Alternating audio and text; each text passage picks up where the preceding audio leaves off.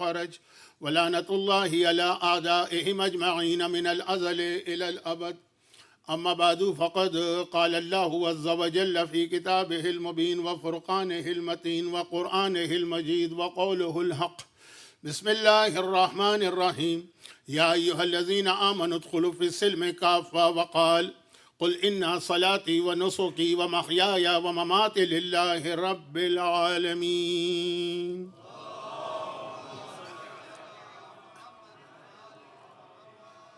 Fourteen 48 ہجرہ کے، کیونکہ آج رات 99% چانسز ہے کہ چاند ہو جائے گا، تو 1448 ہجرہ کے ایام ازا کا یہ پہلا عشرہ. آج کی مجلس جو بھی میرا سبجیکٹ یا ٹاپک ہوگا اس سے ذرا ہٹ کر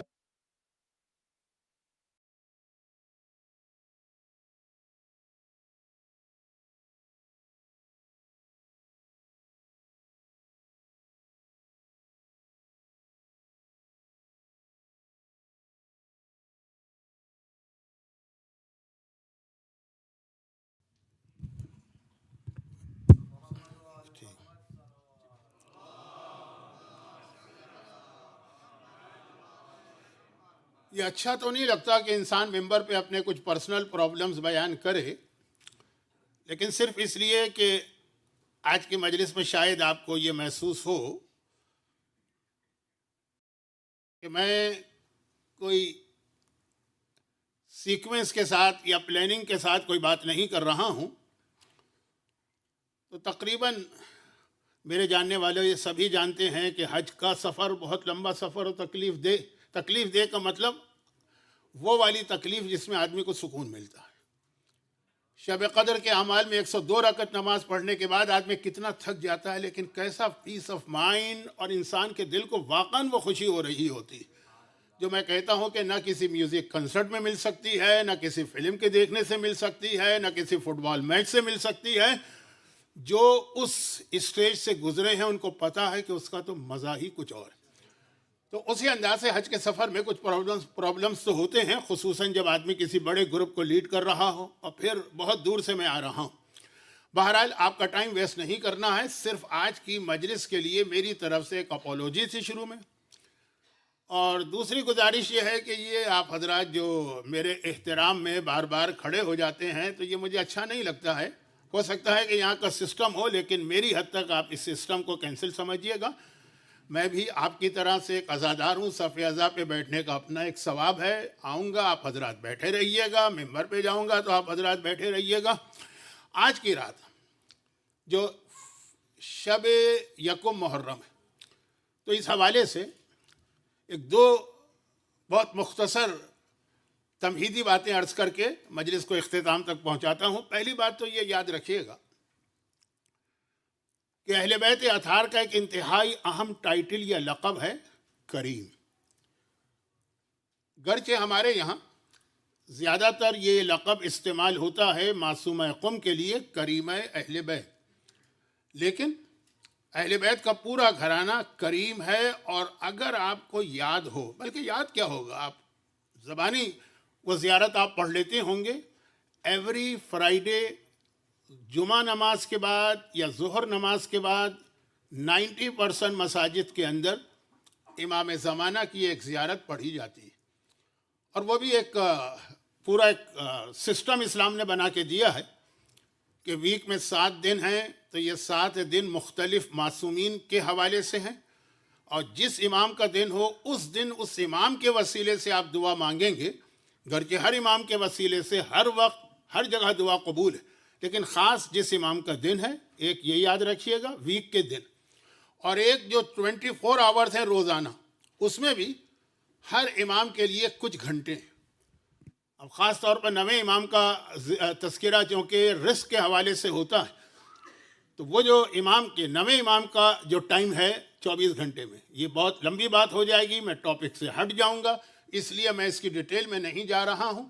مفاتیح الجنہ کتاب کے اندر یہ ساری چیزیں موجود ہیں. سیٹرڈے کا دن کس کا اور سنڈے کا دن کس کا، اور اسی طرح 24 گھنٹے میں فجر کا وقت کس کا.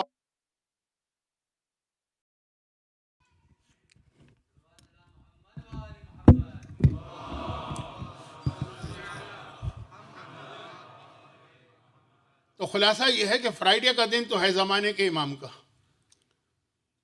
یہ میرا موضوع نہیں ہے اس دفعہ امام زمانہ، گرچہ کربلا کے واقعے کا امام زمانہ سے اتنا گہرا تعلق ہے کہ اعمال عاشورہ میں، زیارت عاشورہ تو آپ ایسے بھی پڑھتے ہوں گے سارا سال، اعمال عاشورہ کے اندر خاص تذکرہ ہے زمانے کے امام کا.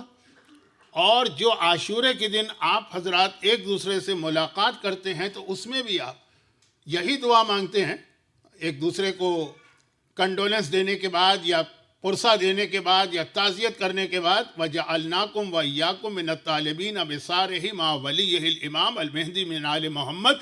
تو سب سے گہرا تعلق امام حسین کا جو بنتا ہے وہ امام زمانہ سے بنتا ہے کہ عاشورے کے دن چاہے دو مومن ایک دوسرے سے ملاقات کریں تب بھی زمانے کے امام کو یاد کرو، اور اعمال عاشورہ اس میں بھی امام زمانہ کا ذکر کرو، اور خاص اس ٹائٹل کے ساتھ امام زمانہ کا ذکر کرو جو ٹائٹل بھی اپنی جگہ بہت اہم ہے. امام زمانہ کا وہ ٹائٹل جو بہت کم ہمارے یہاں استعمال ہوتا ہے، امام منصور.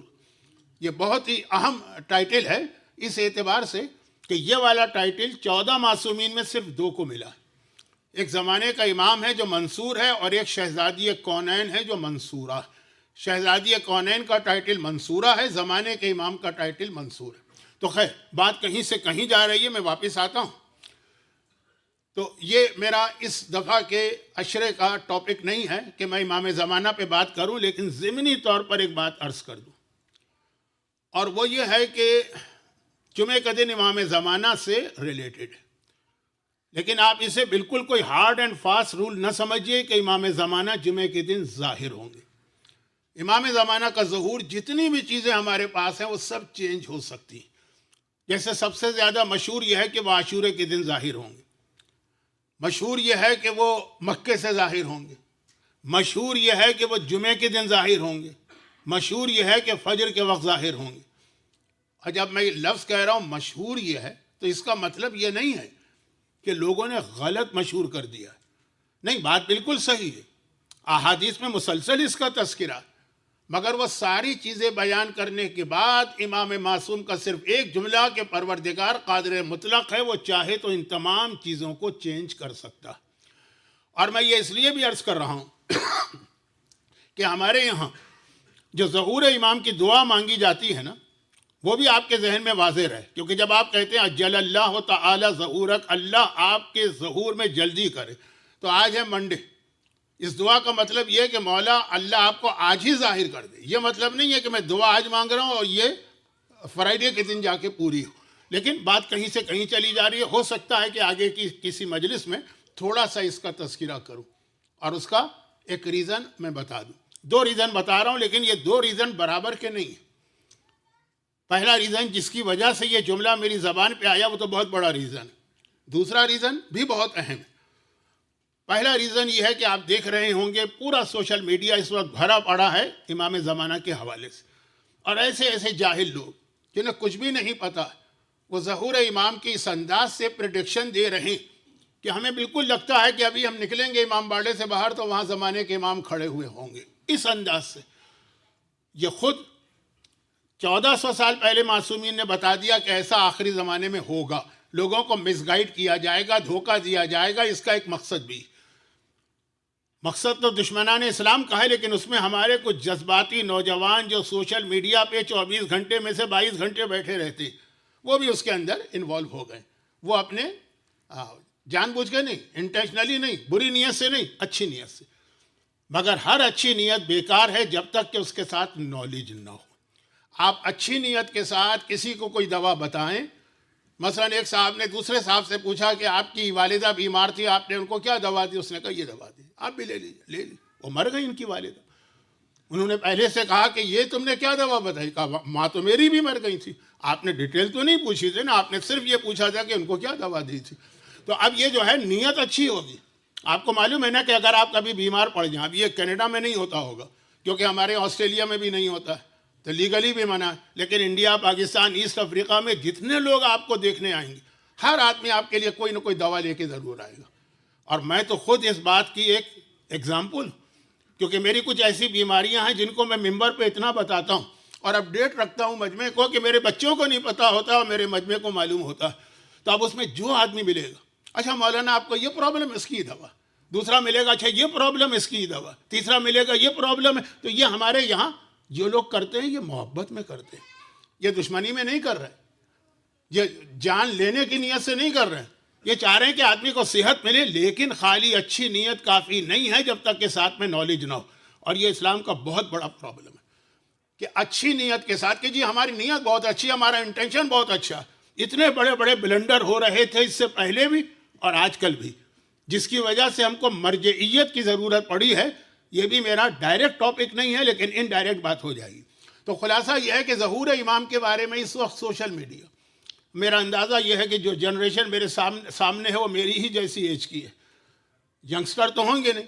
سوشل میڈیا آپ کا اتنا بڑا پرابلم نہیں ہوگا جتنا آپ کے بچوں کا, لیکن اس میں اس وقت اور خاص طور پر عرب سوشل میڈیا وہ بھرا پڑا ہے زمانے کے امام کے حوالے سے. تو اس انداز سے ہمیں مس گائیڈ کیا جا رہا, جب کوئی جھوٹا امام آئے گا تو شاید ہم اس کو سچا مان لیں, شاید یہ بات بعد میں ہوگی.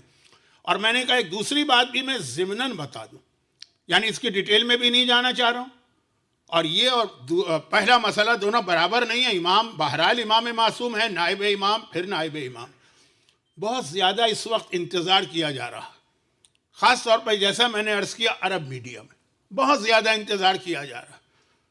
اور جو انتظار کیا جا رہا ویٹ امام کا نہیں, یہ انتظار کیا جا رہا ہے اللہ طول عمر عطا کرے صحت کے ساتھ آیت اللہ العظمیٰ آغا سیستانی کو. بہت زیادہ شدت کے ساتھ انتظار کیا جا رہا کہ جب آغا سیستانی کا انتقال ہو جائے گا اس کے بعد کس انداز سے شیعت کے ٹکڑے ٹکڑے کیے جائیں گے. ایسے ایسے منصوبے بنائے گئے ہیں, ایسی ایسی پلاننگ کی گئی. یہ پہلا اسٹیپ ہے. امام زمانہ کے حوالے سے جو ہوگا وہ تو آگے چل کے بہت بڑے لیول پہ ہوگا, لیکن اتنا انتظار کیا جا رہا کہ ہم اور آپ شاید اتنا انتظار اپنے زمانے کے امام کا نہیں کر رہے ہیں جتنا ہمارے دشمن انتظار کر رہے ہیں اس عظیم مرجع کے دنیا سے جانے کا. خیر, تو یہ اور اس کے حوالے سے ان کے پاس پوری تیاری موجود. آپ کے علم میں ہے کہ تقریباً اگر اسلامی حساب سے دیکھا جائے تو ایج 99 کے قریب ہے, اسلامی حساب سے 96 ہوگی انگریزی حساب سے. تو خلاصہ یہ ہے کہ یہ دو ضمنی باتیں آ گئیں. یہ اس لیے آ گئی کہ یہ آج کا ایک بہت ہی بڑا برننگ ایشو ہے, اس پر ہم کو اس لیے توجہ دینا.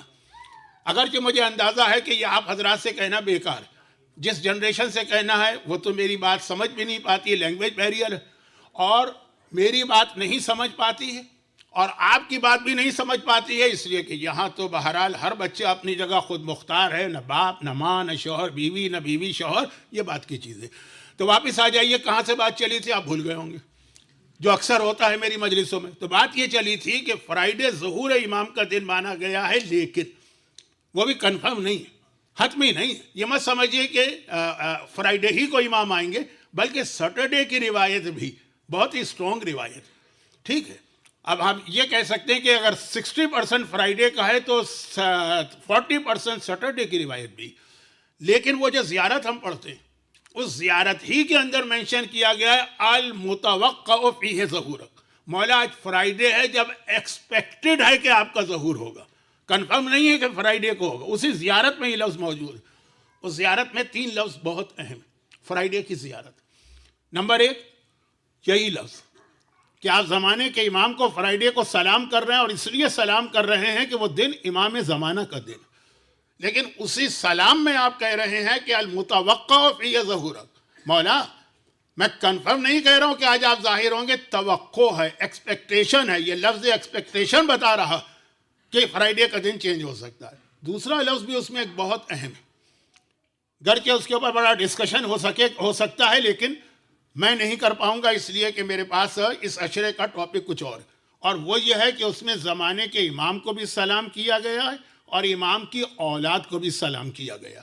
یہ اپنی جگہ ایک ایشو ہے, کوئی مذہبی ایشو نہیں, کوئی عقیدے کا مسئلہ نہیں, معلومات کے لیے. بھئی جب آدمی کسی سے محبت کرتا ہے تو وہ چاہتا ہے کہ اس کے بارے میں زیادہ سے زیادہ معلومات اس کو ملیں. لیکن اگر کوئی اس کو نہ مانے, ان معلومات کو, اس انفارمیشن کو کوئی تسلیم نہ کرے تو کوئی حرج نہیں ہے. یہ کوئی عقیدے کا حصہ نہیں. جیسے اب امام کی شہادت کس تاریخ کو ہوئی, ہر مومن کا دل چاہتا ہے تاریخ اس کو پتہ چلے تاکہ اس دن وہ غم منائے. اپنے والدین کی موت سے زیادہ اس دن اس کو غم منانا. اب اگر کہے کہ نہیں آپ فلاں ڈیٹ کو کہتے ہیں، ہمارے نزدیک ڈیٹ نہیں ہے، دوسری ڈیٹ، تو یہ شیعت سے نکلا بھی نہیں ہے، گناہ گار بھی نہیں ہوا، یہ فاسق و فاجر بھی نہیں ہوا، اس نے کوئی بہت بڑا بلنڈر بھی نہیں کیا، کیونکہ یہ عقیدے کا حصہ نہیں کہ ساتویں امام دوسرے امام 7 سفر کی شہادت ہوئی ہے کہ 28 سفر کی شہادت ہوئی. تو اسی طرح سے امام زمانہ کے بارے میں یہ بھی کچھ لوگوں کا انٹرسٹ ہے. کچھ لوگوں سے میری مراد عام لوگ نہیں، علماء، اور علماء بھی حجت الاسلام لیول کے نہیں، آیت اللہ کے لیول کے. انٹرسٹ ہے اس بات پر کہ امام زمانہ آج کل کیسے زندگی گزارتے ہیں، کہاں رہتے ہیں، ان کی شادی ہوئی ہے کہ نہیں ہوئی ہے، اگر شادی ہوئی ہے تو اولاد ہے کہ نہیں ہے، اولاد ہے تو کہاں کہاں ہے، یہ ایک الگ ٹاپک.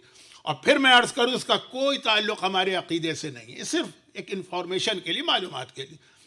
امام حسن کی کتنی اولادیں تھیں اس میں اختلاف، خود آقا حسین کی کتنی اولادیں تھیں اس میں بھی اختلاف. یعنی یہ اختلاف تو اتنا بڑا ہے کہ بعض علماء جناب فاطمہ صغریٰ کے وجود پر بھی اختلاف کرتے ہیں کہ وہ الگ سے بیٹی نہیں تھی. ایک ہی بیٹی کا نام فاطمہ صغریٰ بھی تھا یا سکینہ بھی تھا، لیکن میں کوئی کنٹروورسی آج نہیں چھیڑنا چاہتا. مگر یہ اختلاف عقیدے کا اختلاف نہیں.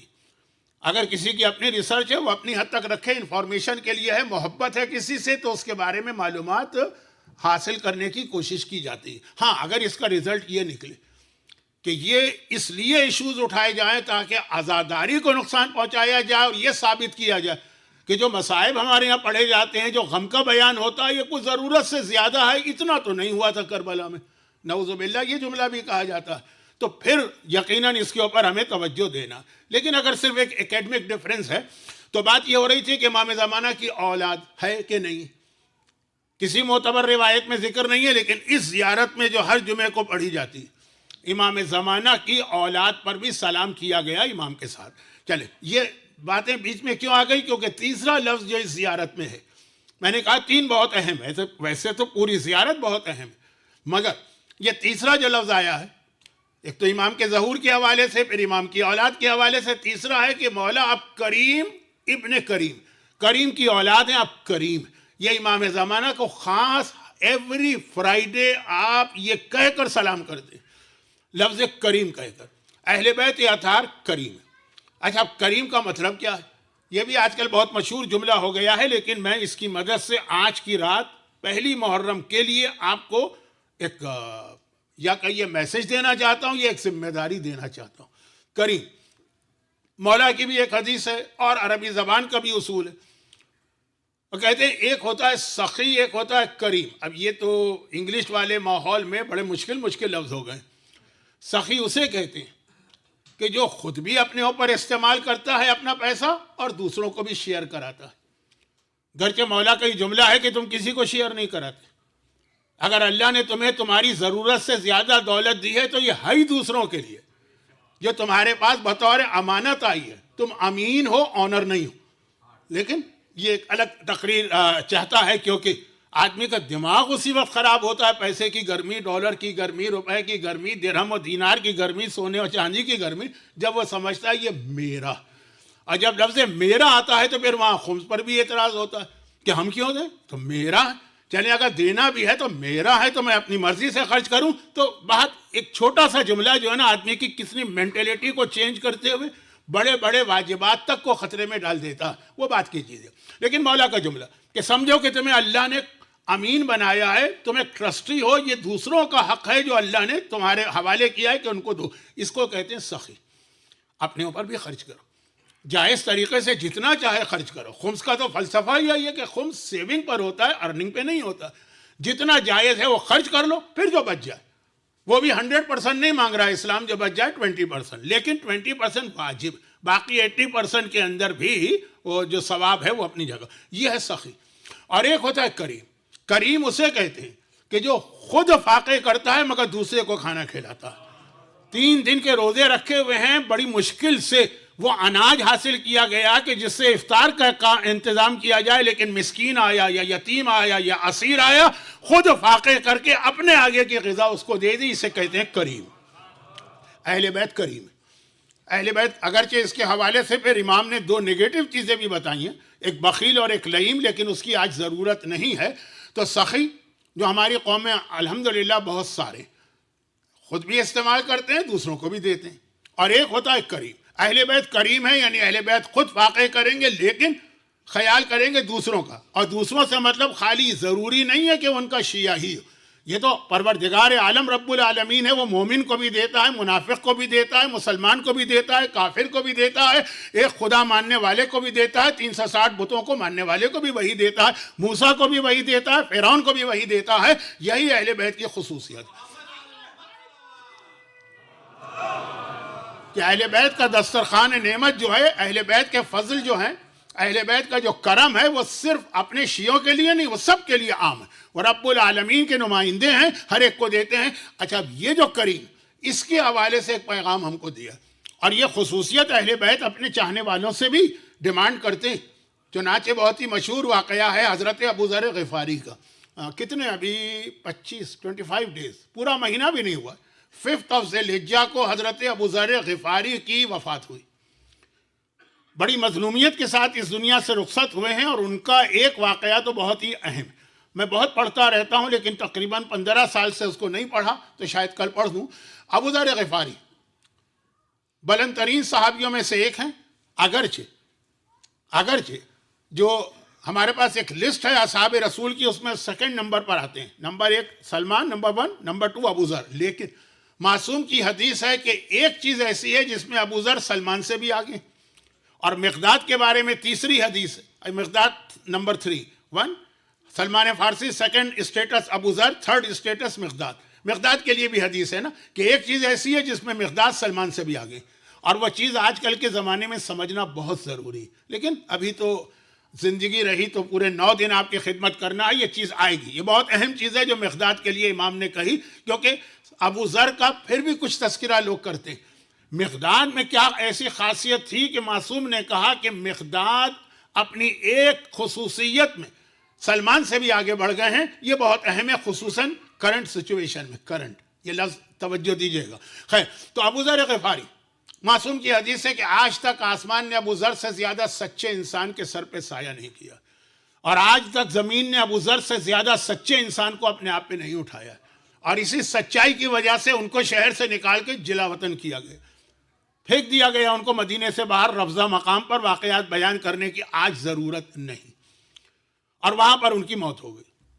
جب وہ بھیجے گئے تھے شہر سے باہر، اس وقت ایگزائل میں بھیجا گیا تھا. ایگزائل، ابو ذر گئے تھے، ابو ذر کے ساتھ ان کی بوڑھی بیوی گئی تھی، ان کا جوان بیٹا گیا تھا، اور ایک چھوٹی سی بچی گئی تھی. 4 نا. جوان بیٹا تو باپ کے سامنے مر گیا. وہ بھی بہت ہی زیادہ امپورٹنٹ واقعہ ہے، کیونکہ اس میں ہمارے لیے ایک میسیج ہے. لیکن آج نہیں. ابھی تو شب جمعہ آئے گی. شب جمعہ میں یوزولی یا جرنلی قبر اور موت کے حوالے سے بات کرتا ہوں. میں نے ابھی سے ایڈوانس میں بتا دیا تاکہ آپ اپنے پلان اس کے اعتبار سے چینج کریں. تو خیر، خلاصہ یہ ہے کہ ابو ذر غفاری، جوان بیٹا مر گیا. اب کون بچا؟ خود ابو ذر بچے، ابو ذر کی بیوی بچی، ایک چھوٹی بچی بچی. 5 ذی الحجہ کی ڈیٹ آ گئی ہے. جہاں پر ابو ذر ہے وہ جنگل ہے، صحرا، ڈیزرٹ، وہاں کوئی نہیں. اطراف میں کسی کے ہونے کا چانس بھی نہیں ہے. وہ تو علاقے میں کوئی نہیں تھا، لیکن وہ جو ہائی وے تھی، کیونکہ حج قریب آ گیا. 8 ذی الحجہ کو حج لوگ احرام پہن لیتے ہیں، بعض مسلمان تو 7 ذی الحجہ کو. تو 5 ذی الحجہ کا مطلب یہ ہے کہ پورے سڑکیں سب سنسان، وہاں کوئی نہیں ہوگا. صرف ایک قافلہ مصر سے آ رہا تھا جس میں مالک اشتر تھے.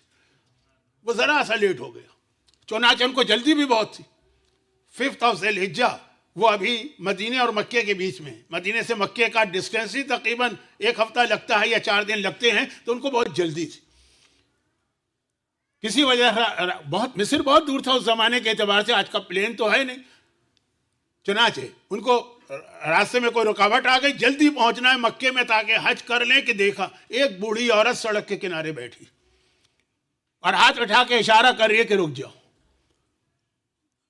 اب اتنی جلدی ہے، حج ہاتھ سے نکلا جا رہا ہے. 9 ذی الحجہ، 8 ذی الحجہ کو ہم احرام پہنتے ہیں، لیکن 9 ذی الحجہ تک بھی احرام پہنا جا سکتا ہے. فقہی مسائل بیان کرنے کی ضرورت نہیں ہے، اس لیے کہ آپ کو تو حجت الاسلام والمسلمین مولانا رضوی صاحب جیسا فقہ کا ایکسپرٹ عالم ملا ہوا ہے. لیکن 9 ذی الحجہ تک احرام پہنا جا سکتا ہے. تو بہت جلدی ہے ان کو کہ ایسا نہ ہو کہ ہمارا پورا سفر مصر سے یہاں تک کا سفر ضائع ہو جائے. لیکن بوڑھی عورت سڑک کے کنارے بیٹھی ہوئی اشارہ کر رہی ہے رکو رکو مجھے مدد چاہیے. رک گئے. مالک اشتر جیسا صحابی اس کے اندر ہے, یعنی مولا کا صاحب. پوچھا کیا بات؟ کہا کہ غریب الوطن اور مسافر مر گیا اور اس کو غسل و کفن دینا. گرچہ بیوی شوہر کو غسل تو دے سکتی ہے, لیکن بہرحال بڑھاپا ہے اور غسل اور کفن پہنانا اتنا آسان نہیں ہے. ہمارے یہاں تو پوری ٹیمیں بنائی جاتی, 2-2 3 مل کے غسل و کفن کا مرحلہ طے کرتے ہیں. کہاں وہ اکیلی ضعیف عورت جو ابھی ابھی بیوہ ہوئی. انہوں نے گھبرا کے پوچھا غسل و کفن واجب کفائی؟ کہا مر گیا. کہا ہم کو جلدی ہے, ہم حج کے لیے جا رہے ہیں. کون مرا؟ کہا ابو ذر. اوہو, بس اتنا سننا تھا کہ سر پیٹ لیا لوگوں نے. اتنا عظیم صحابی رسول دنیا سے چلا گیا اور اس کی بیوہ عورت اس طرح سڑک کے کنارے بیٹھی ہوئی. سب نے کہا حج بعد میں ہو جائے گا, یہ بعد میں نہیں ہو سکتا, روکے. اور غسل و کفن کے لیے جانے لگے. روک دیا ابو ذر کی بیوہ نے, روک دیا. ابھی نہیں, ابھی غسل نہیں, ابھی کفن نہیں ہے, رک جاؤ.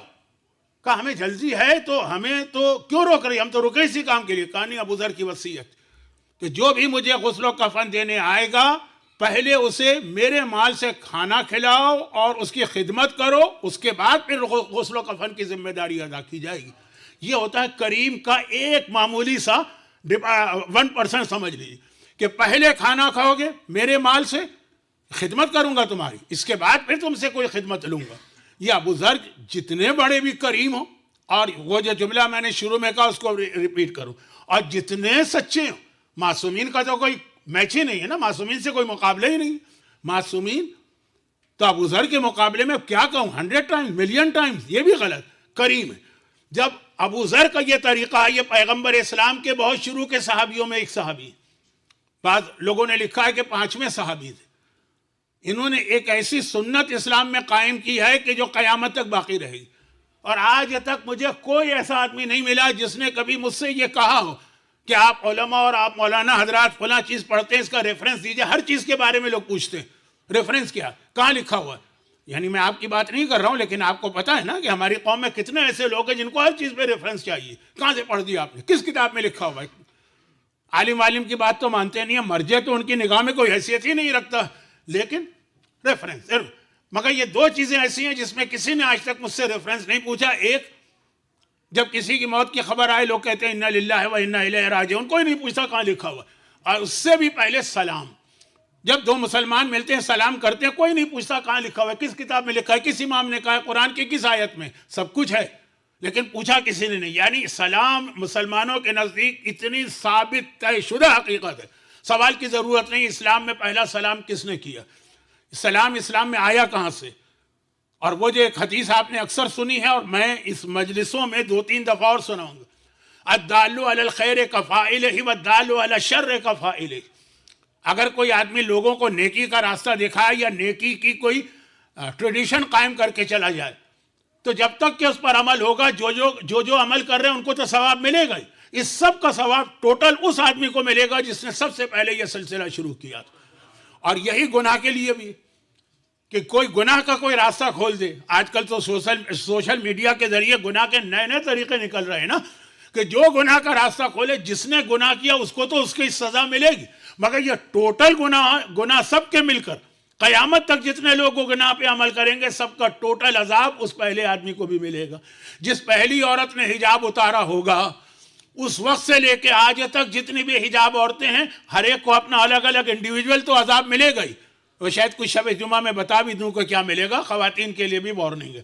اور یہ ہے کہ لیکن وہ جو پہلی عورت تھی اس کو ان سب کا ٹوٹل بے حجابی کا عذاب ملے گا. اسی طرح جس نے کوئی نئی نیکی کی ریت اپنے سوسائٹی میں ڈال دی ہے, اس کی مثالیں بہت ہیں, آگے آ جائیں گی, آج وقت نہیں ہے میرے پاس تو میں مثالوں کو چھوڑ دیتا ہوں.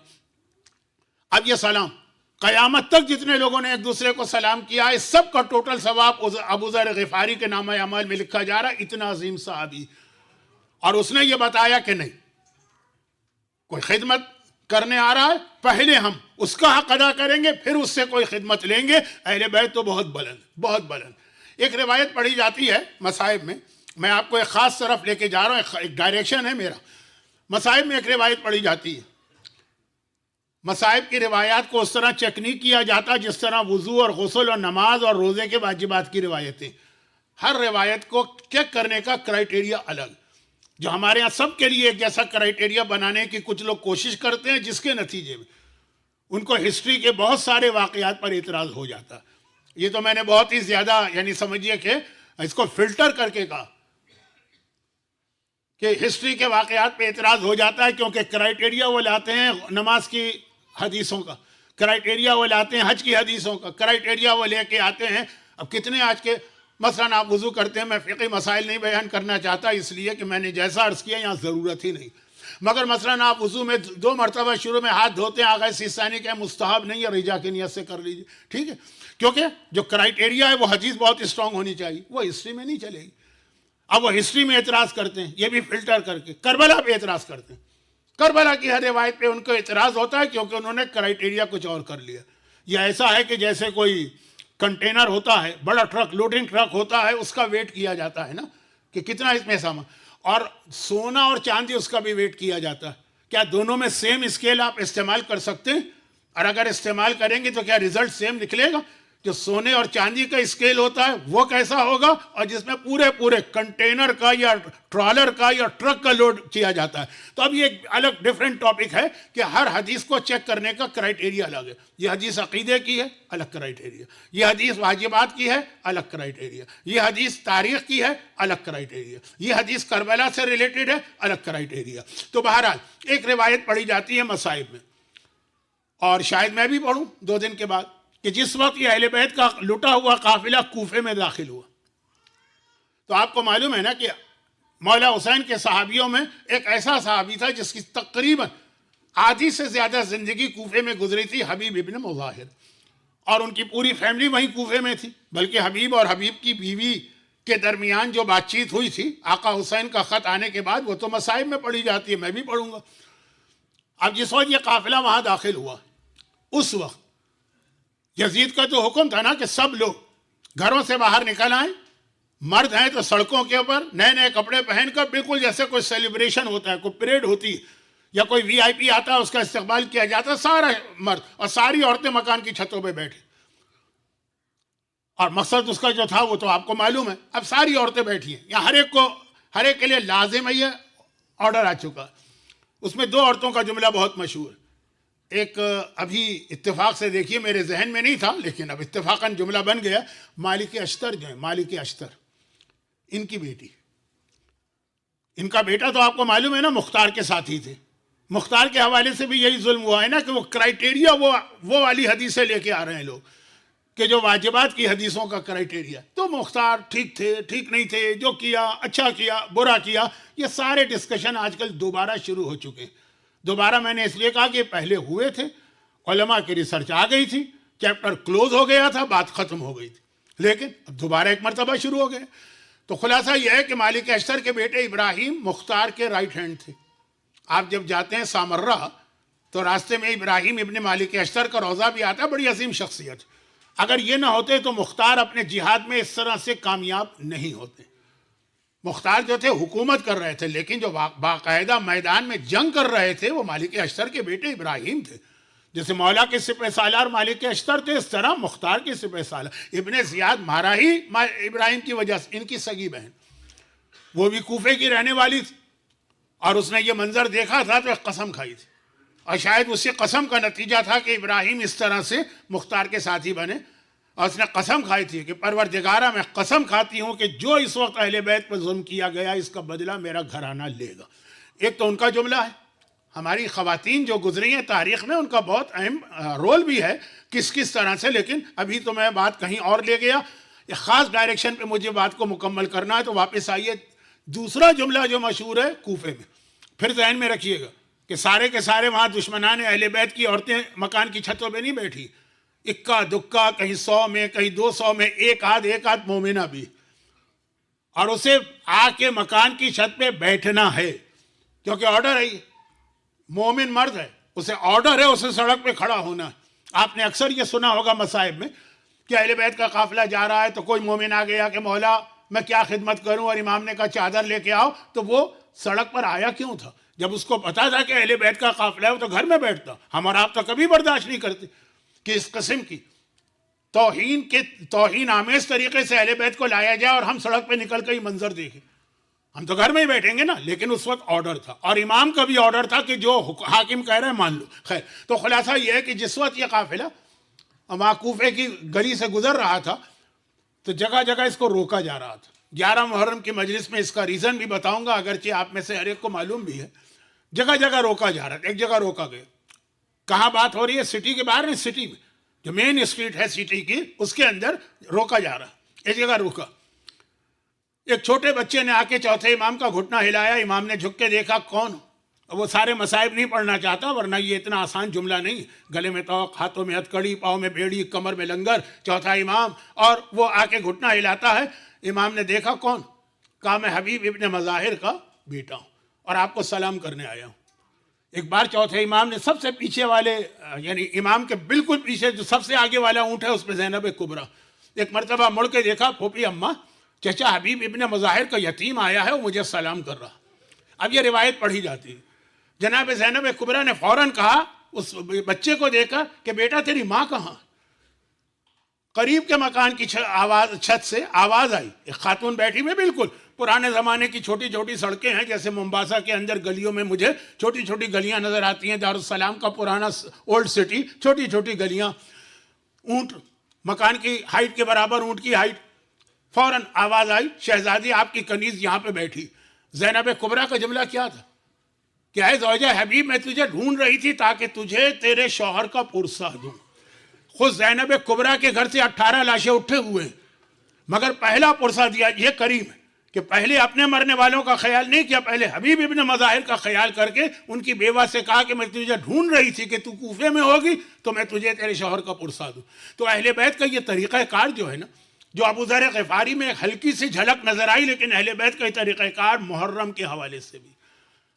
اور امام معصوم، ہم اور آپ آج صف ازا پہ بیٹھے، آپ نے وہ روایتیں سنی ہوں گی جنہیں ساری روایتوں کو ایک جگہ پہ علامہ مجلسی نے جمع کیا ہے. میں ان کو پڑھنا نہیں چاہتا ہوں کیونکہ بہت مشہور روایتیں کہ اہل بیت یہ تھا، کربلا کا واقعے پہ جو کچھ ماتم کیا وہ تو بعد میں کیا، مگر اہل بیت سے پہلے حضرت آدم کربلا میں روئے کہ نہیں روئے. واقعہ ہے حضرت نوح کی کشتی اسی کربلا میں جب پہنچی تھی، طوفان میں، پانی میں بہتے بہتے، اور ایک دفعہ کشتی ہلنے لگی، لگا کہ ڈوب جائے گی، ماتم کیا حضرت نوح نے. حضرت ابراہیم کربلا سے گزرے، ماتم کیا. حضرت اسماعیل کربلا سے گزرے، ماتم کیا. حضرت موسیٰ کربلا سے گزرے، ماتم کیا. حضرت سلیمان کا تخت ہوا میں تیرتا تھا، کربلا پہ گزرا تو ایک مرتبہ ایسا لگا کہ الٹا ہو جائے گا، ماتم کیا. حضرت عیسیٰ کربلا سے گزرے، ماتم کیا. مولا علی کربلا سے گزرے جنگ صفین میں جاتے وقت، جب وہ شیر فضا کا واقعہ پیش آیا، ماتم کیا. تو اب کربلا کا غم تو وہ ہے جو کربلا سے پہلے سے شروع ہو گیا. ہم اور آپ اگر آج اس صف ازا پہ آ کے بیٹھے ہیں تو اپنے آپ کو اس اعتبار سے خوش قسمت سمجھیے کہ آپ اس صف ازا پہ آ کے بیٹھے جس پہ آدم بیٹھے، جس پہ نوح بیٹھے، جس پہ ابراہیم بیٹھے، جس پہ موسیٰ بیٹھے، جس پہ سلیمان بیٹھے، جس پر عیسیٰ بیٹھے، جس پہ رسول خدا بیٹھے، جس پہ شہزادی کونین آ کے بیٹھی، جس پہ مولا علی آ کے بیٹھے ہیں.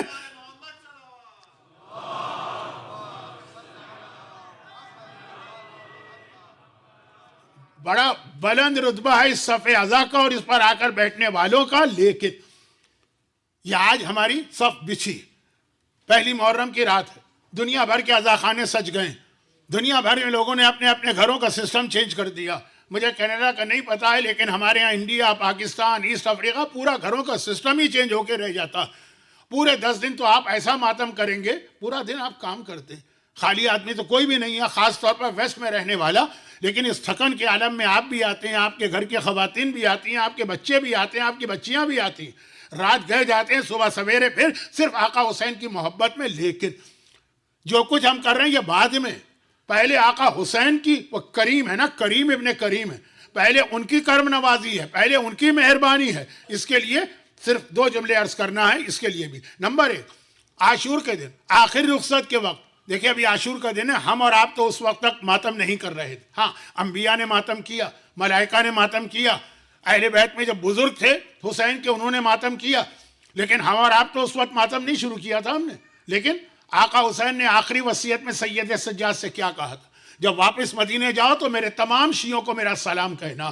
آقا حسین نے سلام پہلے بھجوایا، زیارت عاشورہ ہم لوگ بعد میں پڑھتے ہیں. آقا حسین نے ہمیں پہلے سلام کیا، زیارت وارثہ ہم بعد میں پڑھتے ہیں. زیارت وارثہ سلام ہے نا، زیارت عاشورہ سلام ہے نا، زیارت اربعین جس پہ آ کے ہمارے اعمال مکمل ہوں گے سلام ہے نا، ہمارا سلام بعد میں ہے، ان کا سلام پہلے ہے، کیونکہ کریم اسی کو کہتے ہیں جو پہلے دیتا ہے اور اس طرح دیتا ہے کہ اپنے گھر والوں کو بھلا کے ہم کو دیتا ہے.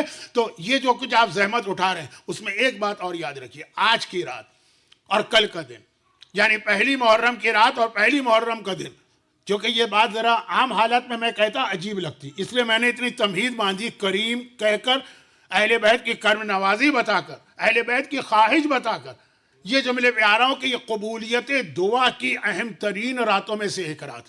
یقیناً ہمارے ہاں شب قدر کی دعا بڑی اہم ہے، یقیناً ہمارے ہاں شب عرفہ اور عرفات کے دن کی دعا بہت اہم، بلکہ ہمارے یہاں شب جمعہ کی دعا بھی بہت اہم ہے. اب تو شب جمعہ میں بھی ماشاءاللہ اتنا مجمع ہونے لگا ہے دنیا بھر کے اندر دعائے کمیل اور اپنی دعاؤں کے حوالے سے. ہمارے یہاں خود کربلا جا کر آقا حسین کے روضے کی دعا اتنی اہم کہ وہ روایت تو آج کل آپ بہت سنتے ہیں، کیونکہ ہر زیارت گروپ میں یہ روایت پڑھی جاتی کہ 10ویں امام نے اپنے صحابی سے کہا کہ کربلا جا رہے ہو تو وہاں میرے جد کی زری کو پکڑ کر میرا سلام پہنچانا اور میرے لیے دعا کرنا. اور صحابی چکرا گیا تھا بعد میں، اس وقت تو سن لیا، بعد میں چکرا گیا کہ 10ویں امام میں اور آقا حسین میں فرق کیا ہے. اولنا محمد، آخرنا محمد، اوسطنا محمد، کلنا محمد، یہ سب کے سب محمد ہے، پھر 10ویں امام میرے ذریعے سے دعا منگوا رہے ہیں. تو پھر آپ کو پوری اس کی فلسفی بتائی جاتی ہے. لیکن وہ ساری دعائیں اپنی جگہ اہم ہیں. پہلی محرم کی رات کو فراموش نہ کیجیے گا. آج کی دنیا میں کون مومن ایسا ہے جو پریشان حال نہیں؟ کوئی ایک مومن ایسا دکھا دیجیے جو پریشان حال نہ ہو. ہر مومن کو.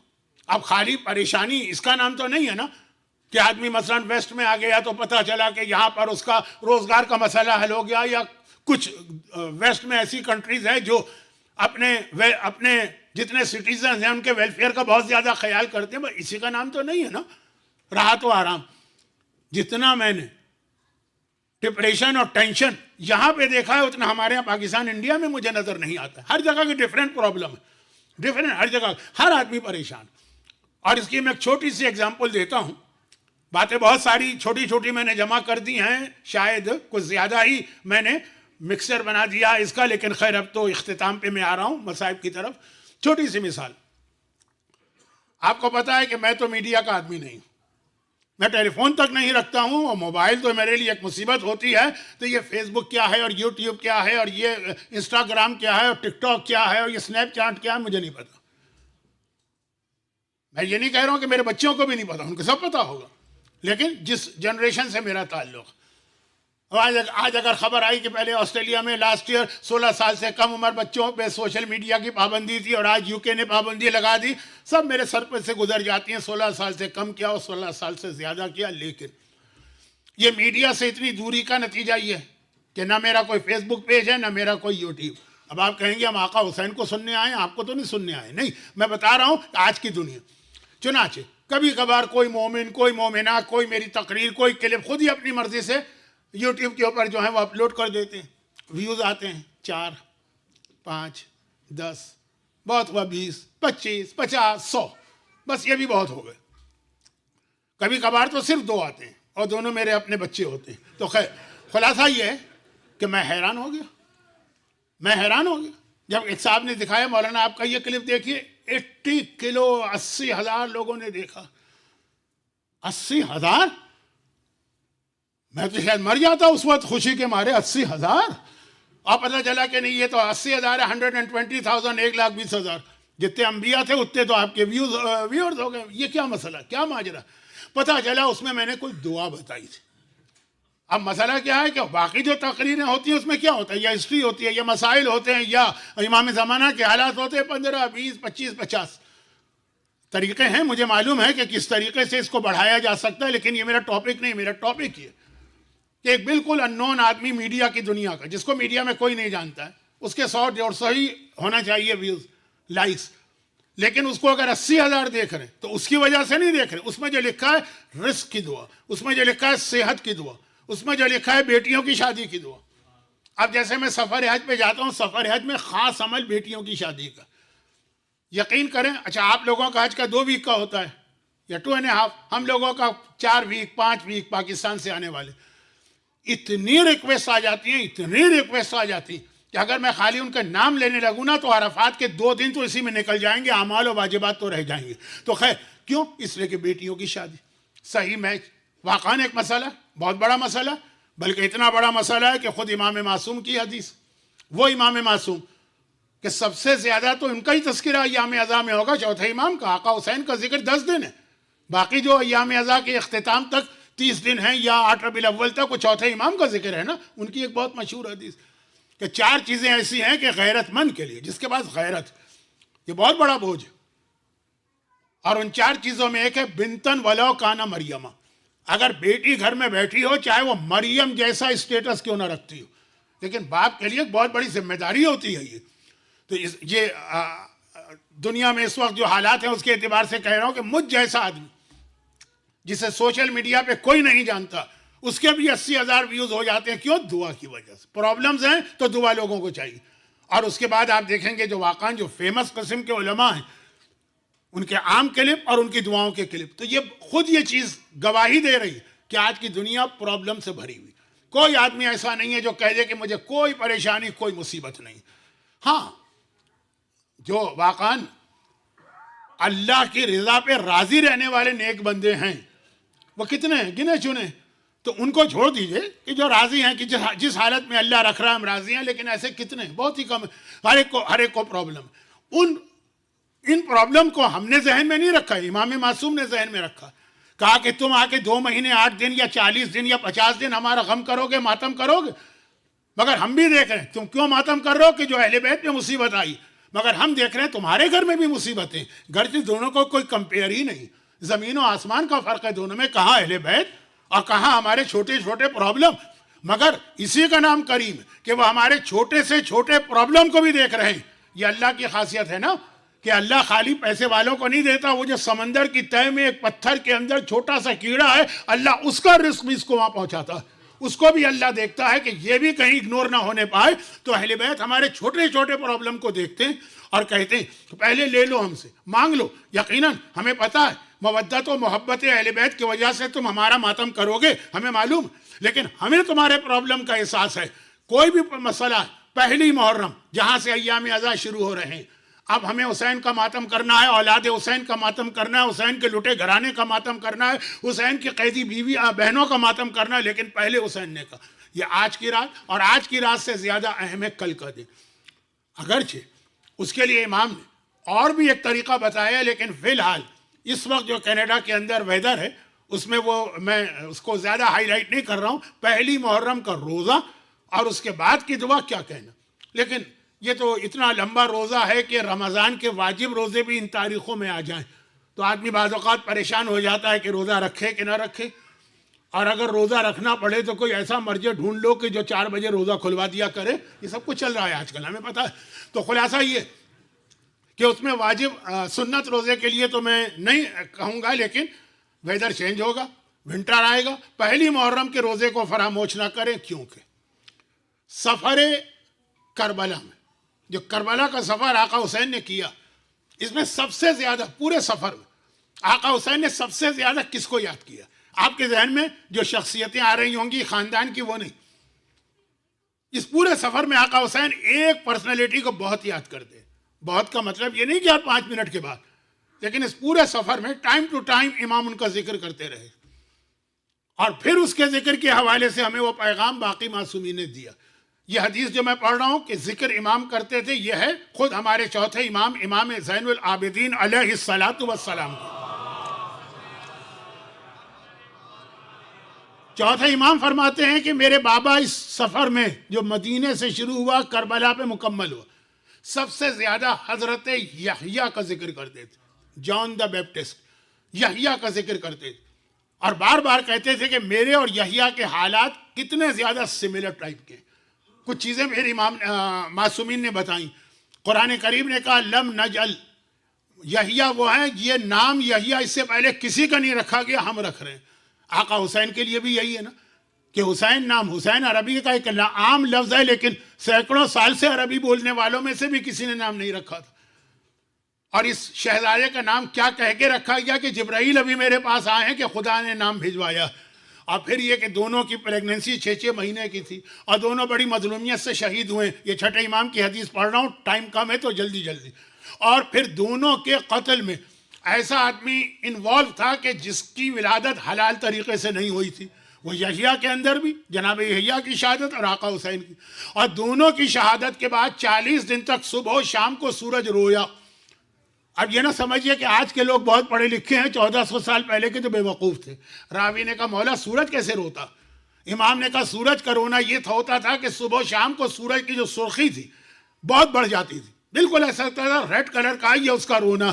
40 دن تک آسمان سے خون نازل ہوا, کوئی پتھر اٹھاؤ تو زمین سے خون نکل رہا ہے. یہ یحییٰ کا بھی واقعہ بائبل میں گواہی دیتی ہے, اور یہ آقا حسین تو بہت دونوں میں سملر ہے نا. اس میں پھر یہ جملہ آیا امام کا کہ یاد کرو تم جب جناب زکریا نے, جو یحییٰ کے والد ہیں زکریا, انہوں نے دعا مانگی تھی کہ مجھے ایک وارث چاہیے, اور اللہ نے دعا قبول کی.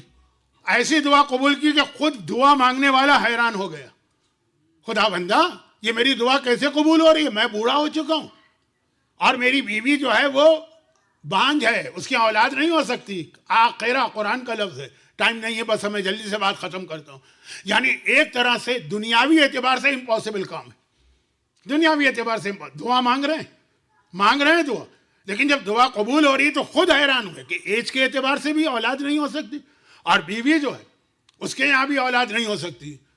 اور اللہ نے کہا ہوا علیہ حین, تم سمجھ رہے ہو کہ ناممکن چیز ہے, یہ میرے لیے بہت ہی معمولی آسان, حین مانے بہت ہی سمپل چیز ہے میرے لیے. میری قدرت کے لیے کیا ہے؟ جب میں نے تجھے پیدا کیا جبکہ تیرا کوئی وجود نہیں تھا, تیرے بیٹے کو بھی پیدا کروں گا. امام نے کہا یہ پہلی محرم تھی جب اللہ نے ناممکن دعا کو قبول کیا, جو کوئی چانس نہیں ہے دعا قبول ہونے کا. آج کے زمانے میں ہوتے تو آپ کہتے ساری میڈیکل رپورٹس رکھی ہیں, اولاد ہو ہی نہیں سکتی. جناب زکریا تک نبی ہیں, بہت بلند مرتبہ, لیکن کہہ رہے ہیں کہ دعا تو میں مانگ رہا ہوں, کیونکہ دعا تو انسان کو مانگنا ہے, قبول نہ ہو تو اجر و ثواب تو قیامت میں ملے گا نا, اس اجر کے لیے دعا مانگو. لیکن امام نے کہا پہلی محرم کی دعا میں اتنی طاقت.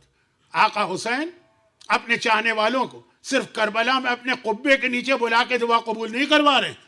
آپ پہلی محرم دنیا کے کسی علاقے میں, کسی عزا خانے میں, کہیں پر بھی ہو دعا مانگی, اس دعا کو فراموش نہ کیجیے گا. بس یہ سمجھیے کہ جیسے شب قدر کی دعا آپ کبھی نہیں اگنور کرتے, جیسے عرفات کی دعا کبھی آپ فراموش نہیں کرتے, جیسے 15 شعبان کے اعمال کی دعا فراموش نہیں کرتے. آج کل ایک عمل اور بہت پاپولر ہو گیا, عمل ام داؤد کو آپ نہیں چھوڑتے. اسی طریقے سے پہلی محرم, یہ دن مس نہ ہو جائے. کل میں یہ بات کہہ سکتا تھا کیونکہ آج ٹائم میں نے زیادہ لے لیا, لیکن مجھے یہ تھا کہ کل کہنے کا اتنا فائدہ نہیں ہوگا. یہ حسین نے مدینے سے جو سفر شروع کیا تو یحییٰ کو یاد کرنا شروع کیا. یحییٰ کو یاد کرنا یہ بتا رہا کہ حسین مدینے سے نکلتے وقت ہی یہ پیغام دے رہے ہیں کہ میں شہید ہونے جا رہا ہوں. اسی وقت سے ہی یہ پتا. بلکہ ایک آدھ اور بھی ایسے جملے ہم کو ملتے ہیں روایتوں میں, یعنی آقا کو تو بہت پہلے سے پتا تھا لیکن اشارے بھی دیے سننے والوں کے سامنے. مثلا روایت میں جملہ ہے کہ 28 رجب کو جب آقا حسین مدینے سے چلے, آج پہلی مجلس ہے تو امام کے مدینے کے سفر کے چند جملے مصائب کے پڑھنا. ایک مرتبہ محلہ بنی ہاشم میں پہرا لگ گیا. عباس و علی اکبر سارے انتظامات کر رہے ہیں کہ کوئی 12 برس کا ممیز بچہ بھی یہاں نہ آنے پائے. حسین کے گھر والے جا رہے ہیں, فاطمہ زہرا کی بیٹیاں جا رہی ہیں, علی کی بہویں جا رہی ہیں, پورے حجاب کے انتظام کے ساتھ عباس اور علی اکبر انتظامات کر رہے ہیں. پورا محلہ اور سواریاں لائی گئی, ایک ایک کر کے یہ سواریاں ہر بیوی کے نام سے آ رہی ہیں, اور آقا حسین فضا کے ذریعے میسج بھجوا رہے ہیں کہ زینب سے کہنا کہ آپ بیویوں سے کہیں کہ باری باری آئیں اور اپنی سواریوں پہ بیٹھیں. اچھا, اب جب وہ بیویاں چلنے لگی نا تو حسین کی چھوٹی بیمار بچی فاطمہ زہرا وہ آگے بڑھی اور رباب کے قریب گئی اور کہا اماں رباب ذرا ایک لمحے کے لیے اصغر کو تو میری گود میں دے دیجیے. دیکھیے آپ کو معلوم ہے نا کہ جب کوئی بیمار ہو تو نیو بورن بیبی کے قریب وہ نہیں جاتا, اور اگر وہ ناسمجھ ہو تو گھر والے روک دیتے ہیں کہ ابھی یہ بیمار ہے اور یہ بچہ ابھی آیا. زہرا نے 10 رجب کو علی اصغر کی ولادت ہوئی, 28 رجب کی بات کر رہا ہوں. صرف 3 ویک تھے اور سغرا بیمار تھی، چنانچہ ابھی تک اپنے بھائی کو گود میں نہیں لیا کہ جب صحت مل جائے گی تو بھائی کو گود میں لے کے پیار کروں گی۔ اب آگے آئیں کہا اما رباب آپ جا رہی ہیں، میرا اصغر بھیا جا رہا، اب میرا دل چاہتا ہے ایک بار تو اصغر کو اپنی گود میں لے لوں۔ رباب نے ننھے اصغر کو جو 3 ویک کا ہے سغرا کی گود میں دیا۔ سغرا نے اصغر کو سینے سے لگایا اور کو کچھ نہ کہا، بس ایک جملہ کہا کہ چھوٹی بہن چھوٹے بھائی سے کبھی ایسی محبت میں کہتی ہے بھیا سب مجھے چھوڑ کے جا رہے، کیا تم بھی مجھے چھوڑ دو گے؟ بھائی اتنا سننا تھا۔ اصغر اس طرح سے سغرا سے چمٹا کہ اب رباب آگے آئیں، بیٹا اصغر آ جا، تیرے باپ کا حکم آ چکا ہے، ہم کو چلنا۔ اصغر نے کوئی توجہ نہ دی۔ ایک مرتبہ ام فروہ آگے بڑھی، جو بہت کم لوگوں کو پتا ہے کہ ام فروہ رباب کی بڑی بہن ہے، یعنی خالہ ہے۔ اب آگے بڑھی، اصغر نے توجہ نہ دی۔ ام کلثوم آگے بڑھی، پھوپھی، اصغر نے توجہ نہ دی۔ ہر بیوی کہہ رہی ہے اصغر بیٹا ہماری گود میں آ جا۔ فاطمہ کبریٰ بڑی بہن آگے بڑھی، اصغر نے توجہ نہ دی۔ آخر میں خود ثانیہ زہرا زینب کبریٰ آگے بڑھ رہی ہے، اصغر بھائی بیٹا میری گود میں آ جا۔ لیکن اصغر ہے کہ سغرا کی گود چھوڑ نہیں رہا۔ حسین کا پیغام 3 بار آ چکا ہے، آخر خود حسین آ گیا بیت الشرف میں۔ زینب تمہیں پتا ہے کہ ہمیں مدینے سے جلدی نکلنا ہے، دیر کیوں ہو رہی؟ زینب نے کہا کہ بھیا کیا کریں، اصغر نہیں مان رہا۔ بھائی اتنا سننا تھا، حسین اصغر کے قریب گئے، ایک مرتبہ ایک جملہ اصغر کے کان کے قریب منہ لے جا کے کہا اور اصغر گویا اچھل کے باپ کی گود میں آ گیا۔ حسین نے کہا اصغر بیٹا میں تجھے تیری بہن سے الگ نہ کرتا، لیکن کربلا میں جو جہاد کرنے جا رہا ہوں اس میں مجھے تیری ضرورت ہے۔ اصغر تیرا خون مجھے چاہیے اپنے جہاد کے لیے، بس اتنا سننا تھا۔ ننھا اصغر تڑپ کے باپ کی گود میں آیا اور بیویاں سواری پہ بیٹھنے لگیں۔ ایک مرتبہ ام فروہ اپنی سواری کی جانب چلی، قاسم دوڑ کے آئے، ماں کو سوار کرایا۔ ام لیلہ باہر آئیں، اکبر دوڑ کے آئے، ماں کو سوار کرایا۔ ام کلثوم باہر آئیں، ان کی اولاد نہیں ہے تو عباس چھوٹا بھائی اولادوں جیسا بہن کو سوار کرایا۔ اور آخر میں ایک بار ثانیہ زہرا زینب کبریٰ آ رہی ہیں، ایک طرف سے اکبر آگے بڑھے، ایک طرف سے عباس آگے بڑھے، لیکن حسین نے روک دیا، نہیں تم لوگ رک جاؤ، زینب کو میں خود سوار کراؤں گا۔ آقا نے زینب کو سوار کرایا۔ یہ 28 رجب ہے اور وہ 11 محرم آ گئی۔ یہی بیویاں ہیں، سواریاں آئی ہیں، ملے نہیں ہیں، عماریاں نہیں ہیں، پردے نہیں ہیں، ارے کوئی سوار کرانے والا بھی نہیں ہے۔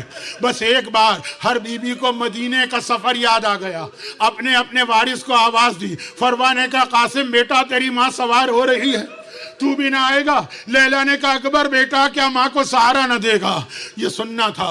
شریکت الحسین زینب آگے بڑھی اور ایک مرتبہ کہا بیویوں گھبراؤ نہیں، اگر اکبر نہ رہا، اگر حسین نہ رہا، ابھی میں ہوں، میں سوار کراتی ہوں۔ فروہ کو سوار کرایا، لیلا کو سوار کرایا، رباب کو سوار کرایا۔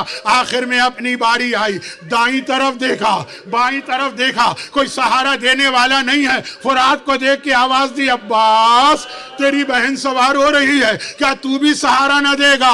بھائی اتنا سننا تھا۔ ایک بار میرا بیمار امام آگے بڑھا، گلے میں توق ہے، پاؤں میں بیڑی ہے، مگر کہا پھوپھی اماں گھبرائیے نہیں، اگر کوئی نہ رہا، ارے آپ کو آپ کا بیٹا سجاد سہارا دے کے سوار کرائے گا۔ الا ولعنت اللہ علی اعدائہم اجمعین۔ پروردگار اہل بیت اطہار کے ان مصائب کا واسطہ اہل بیت کے ماننے والوں، خصوصاً آج کی مجلس میں جو لوگ ہیں، انہیں دنیا اور آخرت کی ہر پریشانی سے محفوظ فرما۔ پروردگارہ ہمارے ان آنسوؤں کو رومال زہرا میں جگہ دے کر روز قیامت شفاعت کا ذریعہ بنا۔ حاجت مندوں کی ساری حاجتیں پوری فرما۔ جو لوگ آج کی مجلس میں ان کے خاندان کے تمام مرحومین، کل مرحومین کی مغفرت فرما، ظہور امام میں تعجیل فرما۔